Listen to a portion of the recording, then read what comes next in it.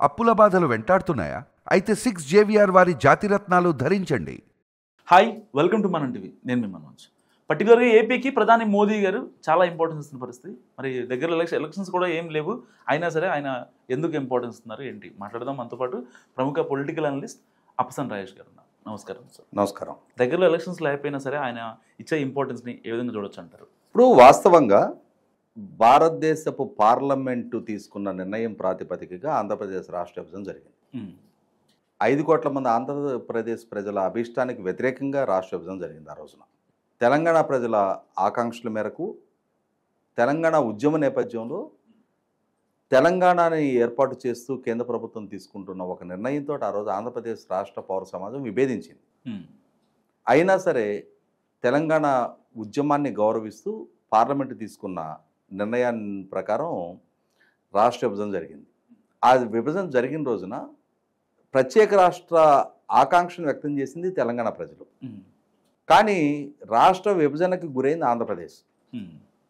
రాజధాని లేకుండా లోటు బడ్జెట్తో ఆంధ్రప్రదేశ్ రాష్ట్ర ఏర్పాటు జరిగిన నాడు ఆ రోజు రాష్ట్రం తిరిగి అభివృద్ధి చెందాలి అన్న, ఒక సమగ్ర రాజధాని నిర్మాణం జరగాలి అన్న, రాష్ట్ర విభజన చట్టం హామీలు యథావిధిగా అమలు జరగాలి అన్న కేంద్ర ప్రభుత్వ సహాయ సహకారాలు అవసరము అని చెప్పని 2014లో తెలుగుదేశం భారతీయ జనతా పార్టీ కలిపి అలయన్స్ తోటి పోటీ చేయడం జరిగింది. ఆ రోజు వారిద్దరి అలయన్స్కి ఎన్నికల్లో పోటీ చేయకున్నా కూడా పవన్ కళ్యాణ్ గారి నాయకత్వంలో ఉన్న జనసేన పార్టీ కూడా మద్దతు ప్రకటించి ప్రచారం చేయడం జరిగింది. అటువంటి పరిస్థితుల్లో కేంద్రంలో రాష్ట్రంలో ఎన్డీఏ అధికారంలోకి రావడం జరిగింది. ఒక రకంగా మాట్లాడుకుంటే ఇవాళ ఏదైతే సహాయ సహకారాలు ఎన్డీఏ అందిస్తుందో అవి 2014 తొలినాళ్లలో కూడా అదే విధమైన సహాయ సహకారాలు అందించారు. రాజధానికి ప్రధానమంత్రి గారే స్వయంగా శంకుస్థాపన చేయటం, ఆ రోజు కేంద్ర ప్రభుత్వం ద్వారా ప్రతిపాదించబడ్డ ఆంధ్రప్రదేశ్ రాష్ట్ర పునర్వ్యవస్థీకరణ చట్టంలోని హామీలు, ప్రత్యేక హోదా లాంటి కొన్ని ప్రత్యేక హామీలు తప్పిస్తే కేంద్ర విద్యా సంస్థలు, అలాగే లోటు బడ్జెట్కి సంబంధించి కొంత సహాయ సహకారాలు అందినాయి. 2015 ఆగస్టులో చంద్రబాబు నాయుడు గారి ద్వారా ప్రత్యేక హోదా హామీ నెరవేర్చండి అని చెప్పని పదే పదే కేంద్ర ప్రభుత్వాన్ని అభ్యర్థించిన మేరకు నాటి నీతి ఆయోగ్ వైస్ చైర్మను ప్రధానమంత్రి గారు, నాటి ఆర్థిక శాఖ మంత్రి అరుణ్ జైట్లీ గారు, రాష్ట్ర ముఖ్యమంత్రి చంద్రబాబు నాయుడు గారు ప్రత్యేక హోదా రోడ్ మ్యాప్ డిసైడ్ చేయడం కోసం అని చెప్పని సుమారుగా 3 గంటల సేపు చర్చించడం జరిగింది. అంటే అప్పటి వరకు రాష్ట్ర అభివృద్ధి పట్ల కానీ విభజన చట్ట హామీల పట్ల కానీ భారతీయ జనతా పార్టీ వైఖరిలో పెద్ద వ్యతిరేకత లేదు, సానుకూల దృక్పథాన్ని ప్రదర్శిస్తూ వచ్చారు. కానీ ఏ రాజకీయ కారణాలు ప్రేరేపించినే తెలియదు, తర్వాత రోజుల్లో పార్లమెంటు ద్వారా చేసిన హామీలు, అలాగే ఎన్నికల ప్రచార సందర్భంగా సాక్షాత్తు ప్రధానమంత్రి అభ్యర్థిగా నరేంద్ర మోడీ గారు ఇచ్చిన హామీలను కూడా విస్మరణకు గురయ్యాయి.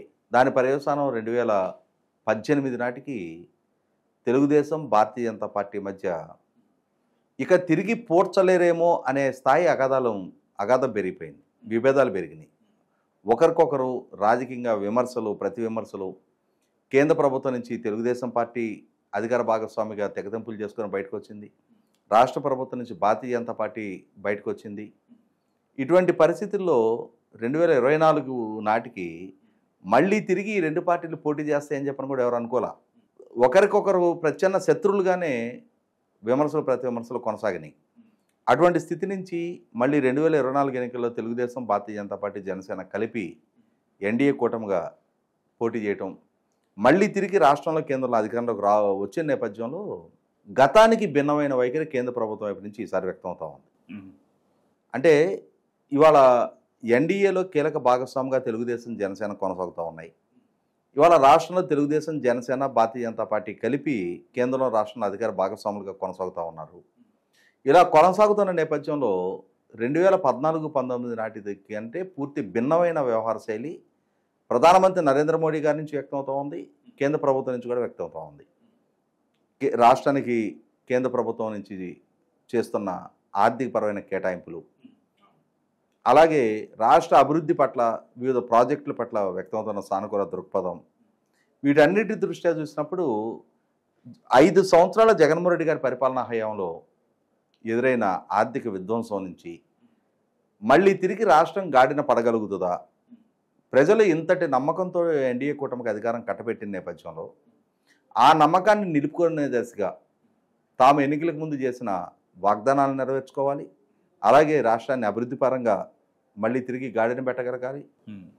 ముఖ్యంగా ఆంధ్రప్రదేశ్ రాష్ట్రం ముందున్న ప్రధాన సవాళ్ళు వచ్చేప్పటికీ రాష్ట్రానికి ఒక రాజధాని నిర్మించుకోవాలి, రాష్ట్ర పారిశ్రామికీకరణ పెంచుకోవాలి, రాష్ట్ర యువతకు ఉపాధి కల్పన చేసుకోవాలి, రాష్ట్రంలో పెండింగ్ ఉన్న అన్ని ఇరిగేషన్ ప్రాజెక్టుని పూర్తి చేసుకోవాలి, రోడ్డు ఇన్ఫ్రాస్ట్రక్చర్ దగ్గర నుంచి మౌలిక వసతులు అభివృద్ధి పరచుకోవాల్సిన అవసరం ఉంది.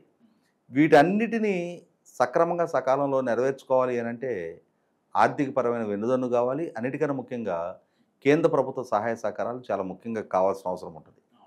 ఇటువంటి నేపథ్యంలో రాష్ట్ర అభివృద్ధి పట్ల ప్రొయాక్టివ్గా పనిచేయగలిగే అనుభవజ్ఞుడైన చంద్రబాబు నాయుడు గారు కేంద్ర ప్రభుత్వాన్ని పదే పదే రాష్ట్ర అభివృద్ధి గురించి కలవటం, ఆ కలిసిన సందర్భంలో కూడా కేంద్ర ప్రభుత్వం వైపు నుంచి కూడా పూర్తి సానుకూల సహాయం సహకారాలు కేంద్ర ప్రభుత్వం నుంచి కూడా వ్యక్తం కావటం మనం గత 16 నెలలుగా చూస్తూ ఉన్నాం. మనం రాజధాని నిర్మాణం కోసం 15,000 కోట్లు కేటాయింపు చేయటం, విశాఖపట్నం స్టీల్ ప్లాంట్ ప్రైవేటైజేషన్ నుంచి కాపాడటం కోసం 11,400 కోట్ల రూపాయలు కేటాయింపు చేయటం, పోలవరం ప్రాజెక్ట్ నిర్మాణం కోసం 12,000 కోట్ల రూపాయలు కేటాయింపులు చేయటం, హైవేల నిర్మాణం, రైల్ కనెక్టివిటీ, ఇటువంటి ప్రాజెక్టుల విషయంలో కానీ సంస్థల కేటాయింపు విషయంలో కానీ మరింత సహాయ సహకారాలు అందించడం, రీసెంట్గా కేటాయింపు చేసిన నవోదయ స్కూల్స్, కేంద్రీయ విద్యాలయాల విషయంలో కూడా రాష్ట్రానికి ఇతోదికి కేటాయింపులు చేయడం చూస్తుంటే కేంద్ర ప్రభుత్వ వైఖరి 2014-19 నాటికన్నా చాలా భిన్నంగా కనిపిస్తూ ఉంది.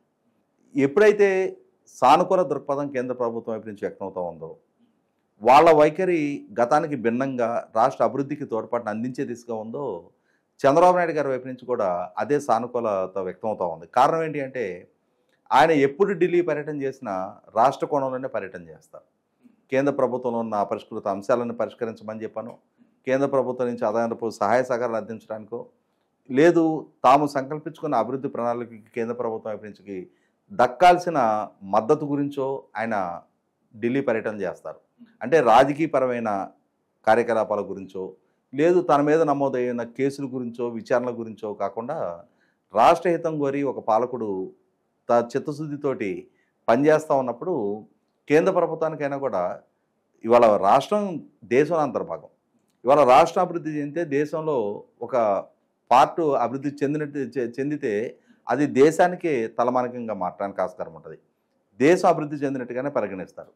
కాబట్టి ఇవాళ దేశంలో ఒక రాష్ట్రం అభివృద్ధి విషయంలో పోటీ పడటానికి సిద్ధపడతా ఉన్నప్పుడు పాలకుడు రాష్ట్రాన్ని అభివృద్ధి చేయాలని చెప్పని చిత్తశుద్ధితో ప్రయత్నం చేస్తూ ఉన్నప్పుడు కేంద్రంలో అధికారంలో ఉన్న ఏ పార్టీ అయినా ఏ నాయకుడైనా కూడా అటువంటి పాలకుడిని ప్రోత్సహించాలని చెప్పని అనుకుంటారు. అంటే ప్రోగ్రెసివ్గా ముందుకెళ్ళాలి, డెవలప్మెంట్ ఓరియంటెడ్గా రాజకీయాలకు అతీతంగా పరిపాలన చేయాలని చెప్పని ఏ రాజకీయ నాయకుడు చిత్తశుద్ధితో ప్రయత్నం చేసినా కూడా కేంద్రంలో అధికారంలో ఎవరున్నా రాజకీయంగా ఎంతటి విభేదాలు ఉన్న వాళ్ళైనా సరే ఆ ప్రభుత్వాలని ఆ రాష్ట్రాన్ని కాపాడాలని అండదండలు అందివ్వాలని చెప్పిన ప్రయత్నం చేస్తారు. అటువంటి పాలకుడు తమ కూటమిలో భాగస్వామి అయినప్పుడు తమ ప్రభుత్వంలో భాగస్వామి అయినప్పుడు కేంద్రంలో రాష్ట్రంలో అటువంటి పాలకుడితో తాము కూడా అధికారంలో భాగస్వాములు అయినప్పుడు మరింతగా ఆ పాలకుడికి సపోర్ట్ ఎక్స్టెండ్ చేస్తారు. దానిలో భాగంగానే నరేంద్ర మోడీ గారు కూడా మోస్ట్ ప్రోగ్రెసివ్ అండ్ ప్రాస్పెక్టివ్గా ఇవాళ ఆంధ్రప్రదేశ్ రాష్ట్రం పరిపాలన జరుగుతూ ఉన్నప్పుడు తాము ఎన్నికలకు ముందు చేసిన వాగ్దానాలను నెరవేర్చుకుంటూ తాము యువతకి ఇచ్చిన వాగ్దానానికి అనుగుణంగా పారిశ్రామిక పెట్టుబడులు రప్పించుకునే ప్రయత్నం చేస్తూ ఉన్నప్పుడు ప్రభుత్వ పరంగా వేగంగా స్పందిస్తూ ఉన్నప్పుడు కేంద్ర ప్రభుత్వానికి కూడా ఏం కావాలి, మోస్ట్ పెర్ఫార్మింగ్ స్టేట్ ఏదైతే వాళ్ళకి అండదండలు అందివ్వాలి అని కోరుకుంటారు. అదేవిధంగా ఆంధ్రప్రదేశ్ రాష్ట్రం ఇవాళ ప్రొయాక్టివ్గా వర్క్ చేస్తూ ఉన్నప్పుడు మెరుగైన పాలసీస్ని అమలు చేస్తూ ఉన్నప్పుడు మెరుగుగా వాళ్ళ వైపు నుంచి విధానాలు అమలు జరుగుతూ ఉన్నప్పుడు 100% కేంద్ర ప్రభుత్వం కూడా సహాయ సహకారాలు అందిస్తుంది.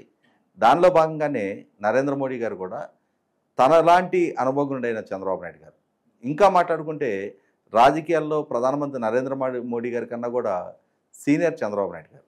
అటువంటి చంద్రబాబు నాయుడు గారు ఇవాళ రాష్ట్రం కోసం చిత్తశుద్ధితో అంకిత భావంతో పనిచేస్తున్నప్పుడు ఆయనకు అండదండలు అందివ్వటంలో ఎటువంటి పొరపాటు తన వైపు నుంచి జరగకుండా గతానికి భిన్నమైన వైఖరి తాను కూడా ప్రదర్శిస్తూ ఆంధ్రప్రదేశ్ రాష్ట్ర అభివృద్ధిలో తాను కూడా భాగస్వామి అవుతూ ప్రజలిచ్చిన తీర్పును గౌరవిస్తూ ఇవాళ ఆంధ్రప్రదేశ్ రాష్ట్రం నుంచి వచ్చిన సంఖ్యాబలం ప్రాతిపదికగా కేంద్రంలో తాము కూడా ఆ అండదండలతోటే వాళ్ళకి అధికారంలో చలామణి కాగలుగుతున్నాం కాబట్టి ఆ రాష్ట్రం పట్ల ఆ ప్రభుత్వం పట్ల ఆ పాలకుల పట్ల మరింత పాజిటివ్ దృక్పథాన్ని నరేంద్ర మోడీ గారు కూడా వ్యక్తం చేస్తూ ఉన్నారు. దానిలో భాగంగానే ఇవాళ ఈ సంవత్సరం 4 నెలల కాలంలోనే 4 సార్లు వారు రాష్ట్రానికి రావడం జరిగింది. మొట్టమొదటిగా ప్రభుత్వ ప్రమాణ స్వీకార కార్యక్రమంలో వచ్చారు. తర్వాత విశాఖపట్నంలో జరిగిన గ్రీన్ హైడ్రోజన్ ప్రాజెక్టు శంకుస్థాపన, రైల్వే జోన్ శంకుస్థాపనకు రావడం జరిగింది. ఆ తర్వాత అమరావతి నగర పునర్నిర్మాణ పనుల ప్రారంభానికి రావడం జరిగింది. తర్వాత రీసెంట్గా విశాఖపట్నంలో జరిగిన యోగాంధ్ర కార్యక్రమంలో పాల్గొనడానికి రావడం జరిగింది. ఇప్పుడు 5వ అంటే 2024 జూన్ 12 ఎన్డీఏ కూటమి ప్రభుత్వం ఆంధ్రప్రదేశ్ రాష్ట్రంలో ప్రమాణ స్వీకారం చేసే నాటి నుంచి ఇప్పుడు 5వ వారు రాష్ట్రానికి వస్తూ ఉన్నారు.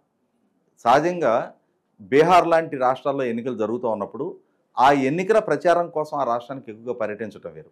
కానీ మీరు ఇందాక మీ ఇంటర్వ్యూలో ప్రస్తావించినట్టుగానే ఎటువంటి ఎన్నికలు లేకపోయినా ఆయన కేంద్ర ప్రభుత్వాన్ని సారథ్యం వహిస్తున్న, దేశాన్ని పరిపాలిస్తున్న పాలకుడుగా తన దేశం అంతర్భాగమైన ఒక రాష్ట్రం, ఆ రాష్ట్ర ప్రభుత్వం మరింత ప్రోయాక్టివ్గా పనిచేయడానికి తాను కూడా పాలకుడిగా సహాయ సహకారాలు అందించాలి అని చెప్పని వారి చిత్తశుద్ధిని, అంకిత భావాన్ని గౌరవిస్తూ తన వైపు నుంచి కూడా అదే స్థాయి స్పందన వ్యక్తం కావాలి అని చెప్పని ఆయన వైపు నుంచి కూడా స్పందించి ఇవాళ రాష్ట్ర ప్రభుత్వానికి ఆ సపోర్ట్ ఎక్స్టెండ్ చేయడం అనేది 5 కోట్ల మంది ప్రజల కోణంలో ఆలోచించినప్పుడు రాష్ట్ర అభివృద్ధి చెందడానికి కేంద్ర పాలకుడిగా నరేంద్ర మోడీ గారు కూడా మద్దతు తెలుపుతున్న దాన్ని స్వాగతిస్తూ ఆంధ్రప్రదేశ్ ప్రజలు కూడా ఆయన రాష్ట్రానికి వచ్చిన ప్రతి సందర్భంలో కూడా స్పందిస్తూ ఉన్నారు. ఇవాళ నరేంద్ర మోడీ గారు ఒక సంవత్సరం 4 నెలల కాలంలోనే ఆంధ్రప్రదేశ్ రాష్ట్రానికి ఇన్నిసార్లు వివిధ కార్యక్రమాల రీత్యా ఆయన హాజరవుతాం. ఆయన హాజరైన ప్రతి సందర్భంలో కూడా ఏదో ఒక అభివృద్ధి కార్యక్రమ శంకుస్థాపన ప్రారంభం ఆయన చేతుల మీదుగా జరగటం అనేది 100% ఆహ్వానించదగ్గది. ఇవాళ దక్షిణాదిలో అభివృద్ధి చెందున్న తమిళనాడు, కర్ణాటక, తెలంగాణల సరసన ఆంధ్రప్రదేశ్ రాష్ట్రం కూడా సమీప భవిష్యత్తులో తాను కూడా పర్ క్యాపిటల్ ఇన్కమ్ పరంగా కానీ, ఎంప్లాయ్మెంట్ క్రియేషన్ పరంగా కానీ, వెల్త్ జనరేషన్ పరంగా కానీ, గవర్నమెంట్కి ట్యాక్స్ రెవెన్యూస్ పరంగా తాను కూడా మిగిలిన రాష్ట్రాల సరసన తలెత్తుకొని నిలబడగలగటంలో, నిలబెట్టడంలో నరేంద్ర మోడీ గారు కూడా కీలక పాత్ర పోషించడానికి సిద్ధమవుతున్నారనేది మన కళ్ళ ముందు కనిపిస్తూ ఉన్న అక్షర సత్యం. Thank you sir. సో ఇది రాజేష్ గారి అనాలిసిస్. చూస్తున్నాండి మనం టీవీ.